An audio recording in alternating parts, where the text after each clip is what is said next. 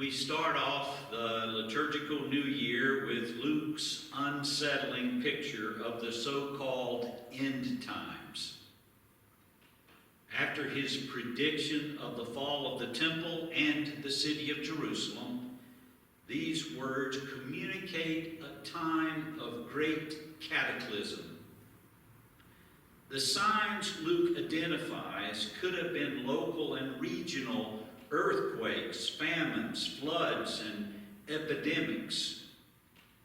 They are experienced by entire nations that are in anxiety and perplexity, particularly at what is happening with the rise of the seas and the sounds of the surf. People will be so distressed they will faint with fear and will worry that even worse things will come upon them. Men, women, and children stroll the cobblestone streets with their heads down. But 2,000 years roll along.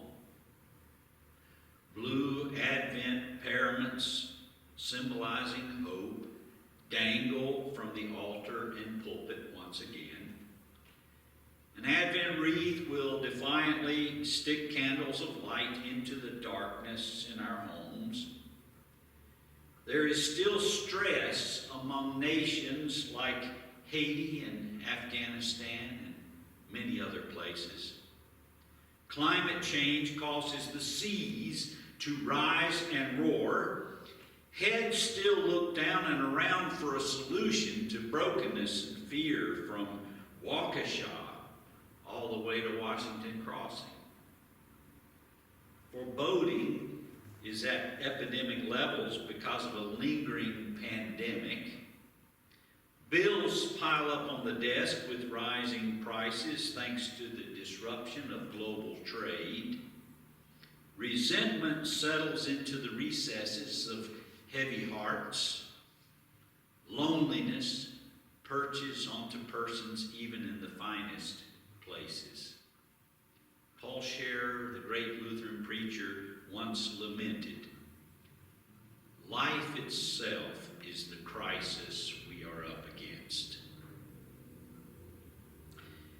Is there not a way to lift ourselves up, raise our little chins, and move on beyond this stifling sin and brokenness in the world?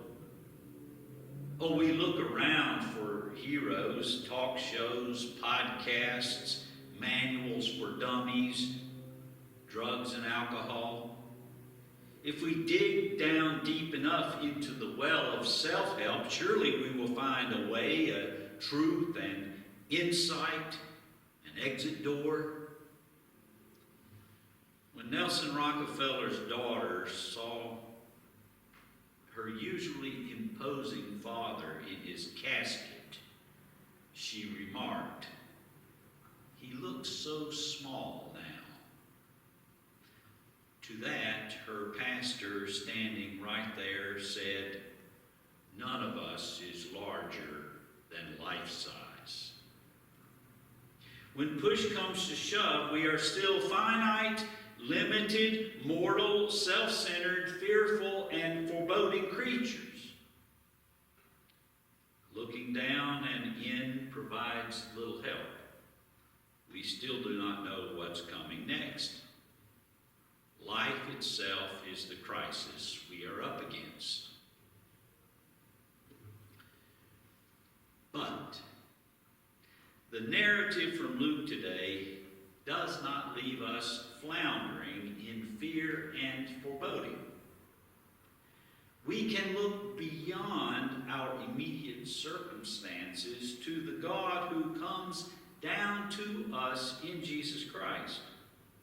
God's promised future shapes the way we view the present time of waiting, mystery, and struggle. Advent is the pregnant pause for thumbs up to the stirrings of God and heads up for the arrival of salvation. Now, when these things begin to take place, stand up and raise your heads, because your redemption is drawing near. It is not within our power or strength or reason or ingenuity to rise to the occasion. God drops to the occasion, down, down, down, to be with us and to free us. His name is Emmanuel, God coming to be with us. Look up. God comes down to us. God comes down to us from above in the presence of the Son of Man. So what on earth is Advent for? Why not rush straight to Christmas? Well, Advent is the time for heads up. Heads up, not in fear at a baseball game, sitting behind an inadequate backstop, but heads up in faith for a coming rescuer, a Savior, help and strength that comes from beyond ourselves. Dietrich Bonhoeffer, the confessing church pastor during the Third Reich, wrote from his prison cell on November 21st, 1943. Life in a prison cell may well be compared to Advent. One waits, hopes, and does this, that, or the other, things that are really of no consequence. The door is shut and can be opened only from the outside.